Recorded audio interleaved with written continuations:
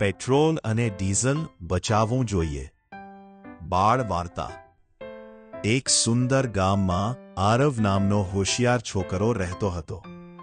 તેને નવી નવી વસ્તુઓ શીખવાની બહુ મજા આવતી હતી. એક દિવસ સ્કૂલમાં શિક્ષકે કહ્યું, બાળકો, પેટ્રોલ અને ડીઝલ બહુ કિંમતી છે.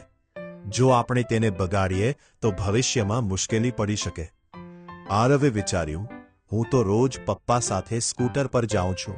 શું હું કંઈ મદદ કરી શકું? બીજા દિવસે આરવે જોયું કે તેના પાડોશી કાકા નાની દુકાન સુધી પણ બાઇક લઈ જતા હતા. આરવે નમ્રતાથી કહ્યું, કાકા, દુકાન તો નજીક છે. ચાલીએ જઈએ તો પેટ્રોલ પણ બચશે અને આરોગ્ય પણ સારું રહેશે.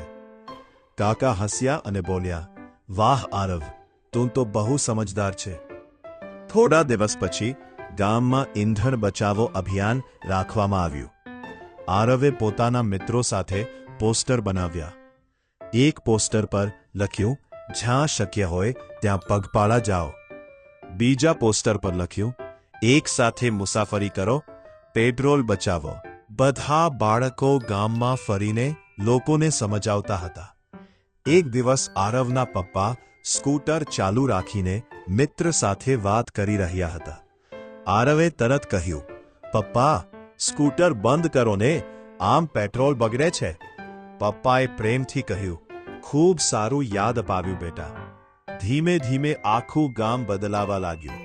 લોકો સાયકલ ચલાવતા થયા, નજીકના કામ માટે ચાલીને જવા લાગ્યા અને વાહનનો યોગ્ય ઉપયોગ કરવા લાગ્યા. થોડા મહિનાઓ પછી ગામ સ્વચ્છ અને શાંત બન્યું.